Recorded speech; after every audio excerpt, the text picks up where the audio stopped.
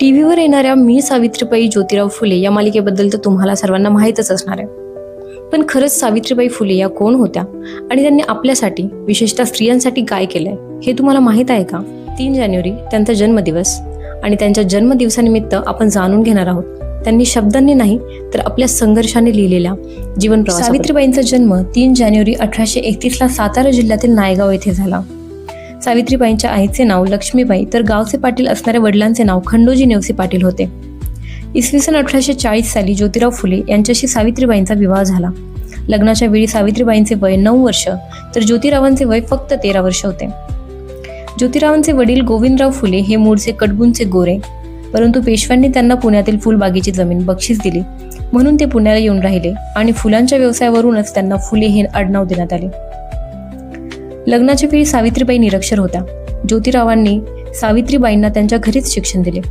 ज्योतिरावांकडे त्यांचे प्राथमिक शिक्षण पूर्ण झाल्यावर पुढील शिक्षणाची जबाबदारी ज्योतिरावांचे मित्र सखाराम यशवंत परांजपे आणि केशव शिवराम भावाळकर यांच्याकडे होती.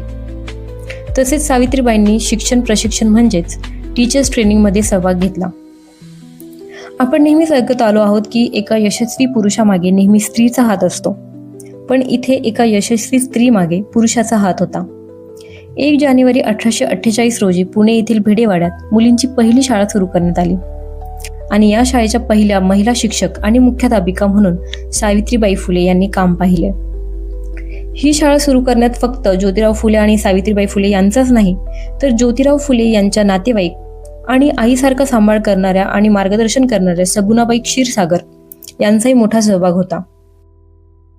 त्या काळात मुलींना शिक्षण देणं तर दूर, पण मुलींनी शिकणं हेच मुळात पाप मानलं जायचं. त्या शाळेत जात असताना त्यांच्यावर दगडफेक करायचे, त्यांच्यावर शेण फेकायचे, त्यांना शिवीगाळ करायचे. सावित्रीबाई थांबल्या नाहीत.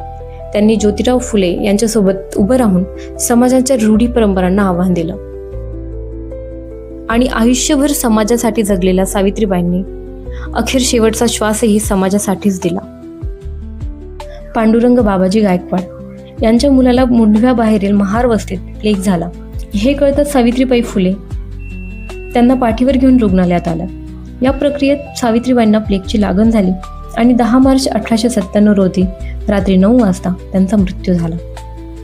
सावित्रीबाई फुले गेल्या, पण त्यांनी पेटवलेला शिक्षणाचा दिवा आजही प्रत्येक घरात उजेडतो. आज आपल्याला जर शिक्षण घेण्याची संधी मिळते तर यामागे कोणीतरी खूप मोठा संघर्ष केला याची आपण नेहमीच जाणीव ठेवायला हवी.